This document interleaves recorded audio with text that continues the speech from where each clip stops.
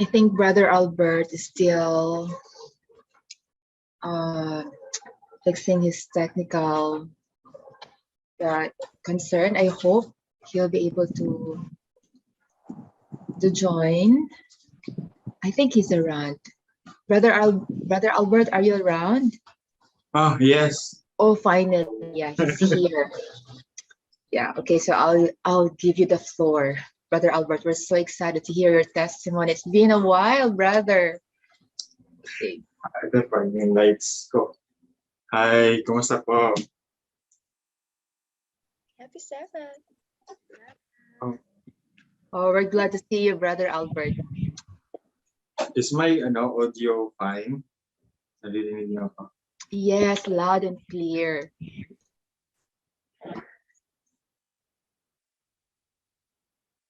So is it my time already? Yes, yes. Oh. Okay, good morning everyone. Happy Sabbath. No, I'm 44th. I belong to the 44th batch, 1000 missionary. Concerning my testimony, okay. I wait. My wife is calling me outside. Anyways, okay. No, I'm from Cebu City, and then back then, I joined the 1000 missionary because my sister's brother-in-law was a senior missionary, and then during that time, it was like I was living like a different life way back in Cebu, and I think for the reason that the consequences of my unlawful actions were piling up. So that's one of the main reasons that I was my family sent me to 1000 missionary with the hope that I will be renewed and I will be changed. But at the back of my mind during that time, kasi, it was like I was torn. It was like a crossroad. Um, it was like if I stayed in Cebu, it's either because of the unlawful things that I have been doing, I have been participating, and then my friends are also in this the same things that what I'm doing, even though yeah. So there were only it left me with two options. Like if I stay there, I'll go in jail or I'll die, and then or I need to leave the place. I need to leave Cebu City. So I took that option. So that's the reason why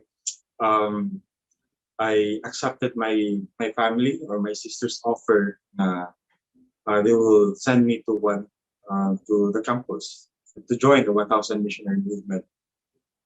I still remember I think it was when we arrived there in the campus. It was Friday, almost sunset na, and then the cafeteria people give me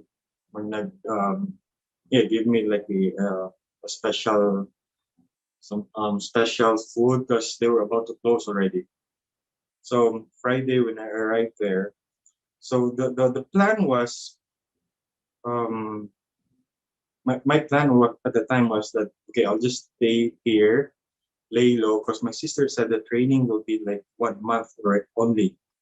So I didn't prepare. I didn't bring any the rubber shoes or formal the white dress because I just brought like shirts and pants or my personal belongings just for 1 month. Because at the back of my mind, 1 month is enough time for me to gather, to compose myself, and to look for some common friends in the underworld in either in Manila or in Pasay. Then no, I'll no, I'll left. I will run away and continue my yeah, unlawful things that I've been doing for quite some time already. So during that time, it was Friday when I arrived there. Felt like, oh, this is a weird place because the garden and the buildings were so the colors were like. But for me, I felt it felt very weird. I mean, the place itself. So so Saturday came. So and then Sunday, I think Saturday, Sir Budi was our team. Sir Budi informed us, okay, the formal training will be starting on Monday. So by Sunday, he was inviting us na if we have some personal stuff or some things to buy, we need to buy. We could accompany him with those SM Dasma. So yeah, we could because it was like the formal training will be starting and we cannot go out like immediately to buy some things, some stuff. So since I don't know the place yet, so sumama lang ako. I joined with them.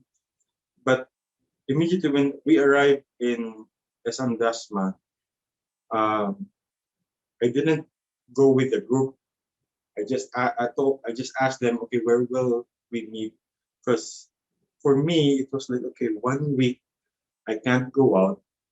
There's no smoking because I have all the vices, by the way. So before, so I drink, I smoke at least like one pack of cigarettes per day before I joined the missionary. So during that time, it was Sunday. So while the rest of my batchmates were going to SM or Robinsons, um, there's this road going to, that one like going to, I mean, below, going to Tanza, I think, or that one opposite direction to SM. So I went that road and there's those like mga stores, diba? So I bought like cigarettes. I smoked like 3 sticks straight, and then while going to SM, because for me at the time it was like the last day. I mean, it was like okay, one kumbaga parang binge smoking because 1 week I can't smoke because I will be in the Seventh Day Adventist like missionary campus. So my mindset was so different at that time. So um, anyways, yeah, well, going to meet the group, I was bringing with me like one more stick last time. It was like the fourth stick that time.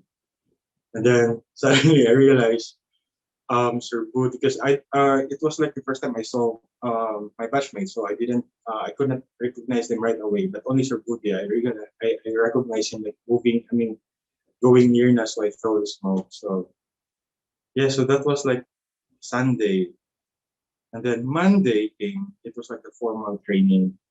So still, I was again. No, I mean, I joined the missionary with the thought that I would just lay low from my illegal activities, and then maybe after 2 or 3 weeks, the moment that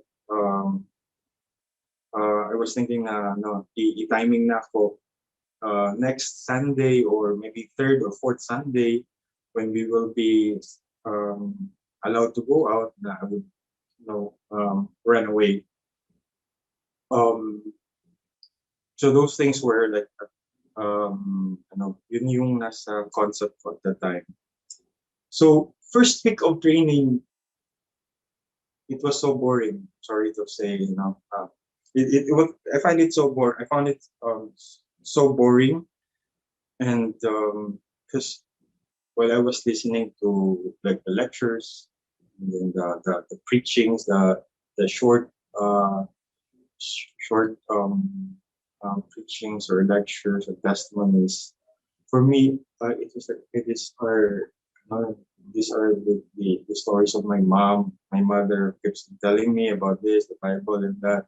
For me, because I was an atheist at the time, so though I was growing with my family who are like the Seventh-day Adventists, but for me, God it was not real, and he was just like a figure of like a character in a book, the Bible. So during the first week, I found all the lectures boring. And then you remember like there were times now we were given opportunities to stand up during chapel period and then mag testimony. I could not. I'm good. I couldn't find any connection because yeah, there were times like some of my batchmates, they would stand up and then they would share their life story and why the reasons why they joined the 1000 missionary. And then like one guy, I think it was James Evangelista. He introduced himself and said that he was like the black sheep of his family. Then so for me it was okay. This is interesting. Maybe I could connect to this guy. Then later on, while giving his testimony, um, I realized. I mean, yeah, while giving his testimony, the reason why he was black sheep because he was like skipping classes and then just playing Dota. So I was like, okay, this guy is um, if he was like if he considered himself like a black sheep because he was playing Dota, I mean, how much more ako, how much more for me? Like, I mean, I've done many things like uh, going to jail and then do, doing so many bad things. So I was like, okay, I could not connect to that guy. Then there's another guy who has to give his testimony. And for me, they were just like minor bad things, minor. Not even a single of them committed a crime. So for me, it was so eager. Like in the first 2 weeks, I was so eager to go out. I don't know what happened. I think during that time, it was, I believe, maybe, yeah, maybe the Holy Spirit really intervened because I think the first 2 weeks of our training, I mean, on the second Sunday, supposed to be, we will be going out, but one of my dorm mates, I think, committed something that Sir Budi didn't allow us to go out. So, okay, my plan to run away didn't push through because the second Sunday we were kept inside the campus. But I mean, practically, you could just go out because the first time I went to the campus, the first thing I looked around was CCTV cameras. And then I realized I noticed that only the admin building was having this like I think you have noticed, no? The CCTV cameras were only at the admin building in the opposite sides. I think there's one in the gate, but the rest of the places there's no CCTV camera. And then the gate, the walls were just so easy to climb around. So yeah, I could just easily run away at that time. But maybe the Holy Spirit was keeping me um maybe, keep telling me na just stay a little longer. So it went on first, second 2 weeks, the eagerness of going out, I started to have cravings, like the smoke, the alcohol, and the drugs and everything. Because, but during one day, it was Pastor Galabit's time, and then he gave his testimony about his past. For some reason, I really felt so like offended and insulted because the way when he was giving his testimony, now he was sharing like what was he, I mean, how bad he was young, during his younger days. Then I don't know, for some reason, I tried to compare myself with what he was been doing, and then the way how was he wa- the way maybe the way how he was delivering his testimony like hit me. Like I felt insulted and like really felt insulted that right after he was giving his like I mean preaching or lecture. I followed him to his office and then we were just it was just the two of us. Then I went out on him like, but in a nice way, okay, in a nice way. I vented out on him, like, Pastor, like you were telling this, you were telling that, then this is what I have been doing in my place, and then I felt insulted. I was so no, prangka talaga at that time. I told him na, no, you were saying this, but you know what? You're so little. I mean, these are the things that I've been doing. I've been in jail. I've been doing that. But along the conversation, I believe it was the Holy Spirit who touched my heart. No? Well, I was so angry. There's this like pain or like shame and guilt that I felt that um somehow it more kung Bisaya pa gipumot ako kasing-kasing that I cried out. Then I cried out loud before him, and then from that time, the all the stories, I mean all the lectures sa campus, sa mga pastors, Pastor On, Pastor Pakilabat, Pastor Shin, it started to it started to baga penetrate na sa akong heart, because before it was just like mapasok lang din rin, malakay sa it would just pass on the other side. But my journey at the time, it was not that, no, it wasn't that um it wasn't that parang one moment like turn around. It was a journey. So so I was assigned in Batangas, then in Korea. And during that period, while I was in the mission field in Batangas and in Korea, God really works in mysterious ways. Because even while I was in training, every Sunday when we were allowed to use our phones, then I turned on my phone.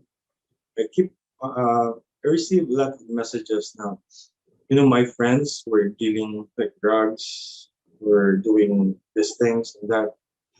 Like one by one, I mean not all, but they they they were killed. Then some of them overdosed. Some of them like were into jail.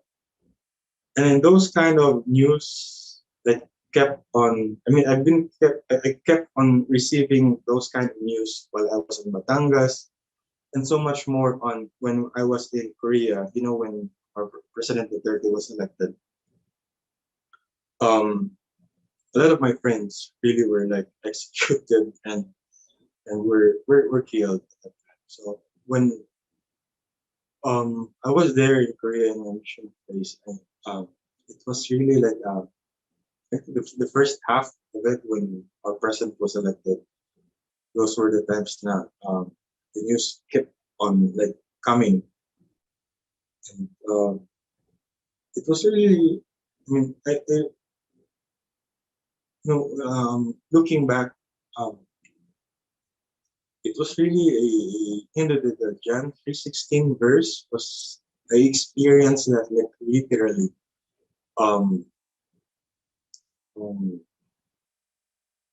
been praying and been a bit. I was I mean the first half of my missionary there in experience in Korea was like was um no, it was all like crying because of the gratefulness of what I felt like when I was how God works in mysterious ways now. Um, see, if I didn't join, if I didn't give up, and if I didn't surrender myself, maybe I was just one of them. And then um, even like the devices, one step at a time, it eventually wear off. I mean, the cravings just literally um, um, where like first um, in while we were in the training, there were some also like my batchmates who were like were who were into the same vices before. And then there was like I think there were four of us. So we've been sharing stories, testimonies from time to time while in training. And we have this the reach. I mean, we have been living the same life before, and then we've experienced God's grace. Uh, Before we were like, grabe, so ano, no, like, but talaga dati, no, like, we went into rehab, but rehab didn't change us, or maybe it changed us for a week or two or a month. But then again, we go back to our vices. But the missionary, how God works, how the Holy Spirit works and transform our lives. While during the training, while during in service, it was like a holistic, and it was very different. It was like a um life saving event or turn events. So sort of the verse the text John 3:16 is so close, very close in my heart. Not just because now it's so easy to memorize. I mean, not just because you could hear it from time to time very often, but it's because that I've experienced it literally. How God, how Jesus Christ would save you with just surrendering yourself and believing into Him. So sort of said the transformation, the reformation is the journey, and then um with God's grace, I mean, the reason why the reason why I reached this far is only because of His grace, and I know that um we have, I mean, we have um mga missionaries then who shared the same experience that I have before. So I think that's my testimony for today.